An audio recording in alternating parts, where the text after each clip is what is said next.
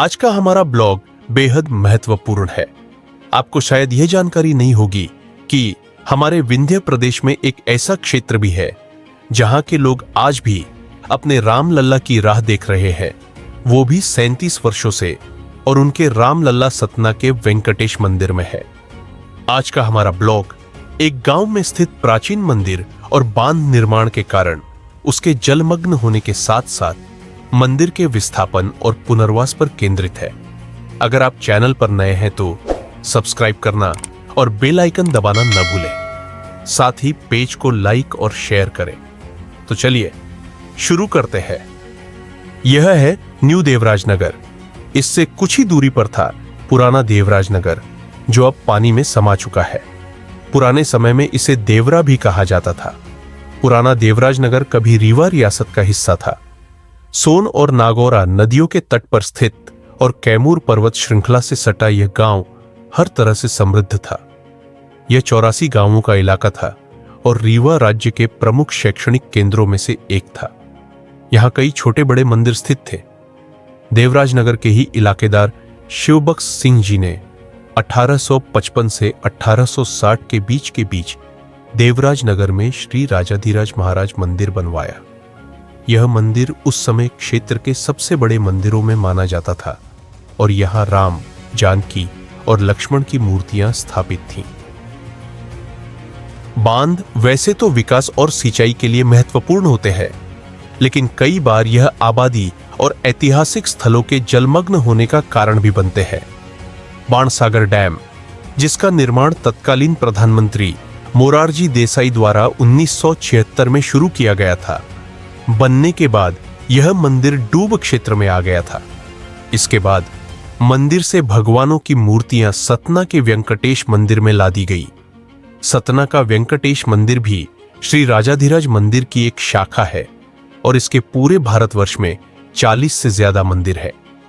वेंकटेश मंदिर की स्थापना का श्रेय भी रंदमन सिंह जी, जो कि देवराज नगर के इलाकेदार थे, को जाता है। उन्होंने ही इस मंदिर का कार्य शुरू किया, जबकि इसके निर्माण में 49 वर्ष लगे और इसमें प्राण प्रतिष्ठा उनकी चौथी पीढ़ी ने की। वर्ष 1988 में सरकार द्वारा इस मंदिर को लगभग 2.25 करोड़ रुपए का मुआवजा में दिया गया था। यह उस समय किसी भवन के लिए दिया जाने वाला सबसे ज्यादा मुआवजा था। वर्ष 1992 तक मंदिर जलमग्न हो गया। इन्हीं पैसों से नए मंदिर का निर्माण कार्य 1999 में आरंभ किया गया।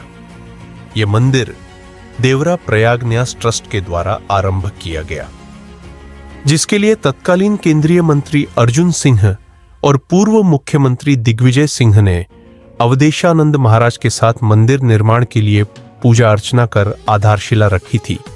मंदिर का निर्माण काफी समय तक सुचारू रूप से चला, परंतु कुछ समय बाद रुक गया। मंदिर के एक बड़े हिस्से का निर्माण पूरा हो चुका था, जबकि शिखर और थोड़ा बहुत काम ही शेष रह गया था और लगभग 2001 से मंदिर का काम रुका हुआ है। इस मंदिर के निर्माण का कार्य राजस्थान के मंदिर निर्माता सोमपुरा को दिया गया। सोमपुरा ने इस मंदिर का डिजाइन तैयार किया और उन्हीं के द्वारा इस मंदिर का निर्माण प्रारंभ किया गया और इन्हीं चंद्रकांत सोमपुरा ने ही अयोध्या में राम लल्ला मंदिर का डिजाइन तैयार किया है। श्री राजाधिराज मंदिर का निर्माण एक ऊंचे स्थान पर किया गया है, जिससे यह मुख्य मार्ग से दूर से ही दिखाई देता है। यह भव्य मंदिर नागर शैली में निर्मित है। मंदिर में प्रवेश करने के लिए 3 रास्ते बनाए गए हैं, जो आकर मंडप पर मिलते हैं। मुख्य गर्भगृह एक है, लेकिन इसके साथ 4 अतिरिक्त गर्भगृह भी निर्मित किए गए हैं। मंदिर के स्तंभों, दीवारों और प्रवेश द्वार पर आकर्षक नक्काशी की गई है, जो इसकी दिव्यता को और बढ़ाती है। वर्तमान में मंदिर परिसर में पंचमुखी हनुमान जी की स्थापना की गई है।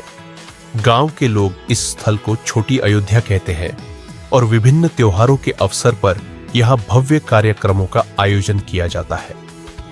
इस पूरे क्षेत्र की जनता आज भी इसके पूरे होने का इंतजार कर रही है और राम लल्ला के वापस नए मंदिर में आने की राह देख रही है।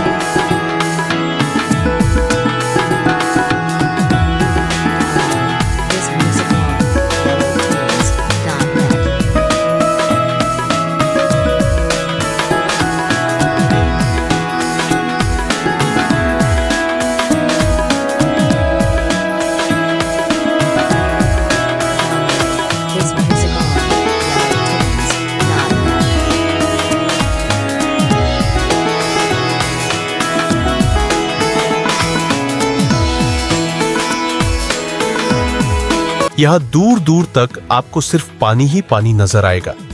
पानी के बीच कुछ भवन दिखाई दे रहे होंगे जो पहली नजर में किसी पर्यटक स्थल या आकर्षक जगह जैसे लग सकते हैं, लेकिन वास्तव में इनके पीछे की कहानी उतनी ही दर्दनाक है।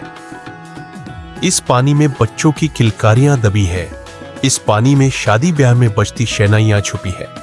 इस पानी में भरा पूरा परिवार, गांव, बाजार, खेत खलिहान, लोग, सब कुछ समाया हुआ है।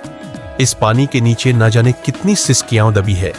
यहाँ ऐसे कई लोग हैं जो अपनी बीती खुशियों के पलों को याद कर ईश्वर से प्रार्थना करते हैं कि ऐसी विस्थापन की पीड़ा किसी और को न झेलनी पड़े। ये सड़कें जो पहले गांव तक जाती थी अब आपको जलमग्न दिखाई दे रही है। ये खेत, ये खलिहान, ये विद्यालय, ये मैदान अब सब खंडहर में तब्दील हो चुके हैं। यह गांव अपनी सुंदरता के साथ साथ प्राकृतिक संसाधनों में भी समृद्ध था, लेकिन समय और परिस्थितियों ने इसे बदलकर रख दिया। यहां पर विस्थापन 4 चरणों में हुआ है।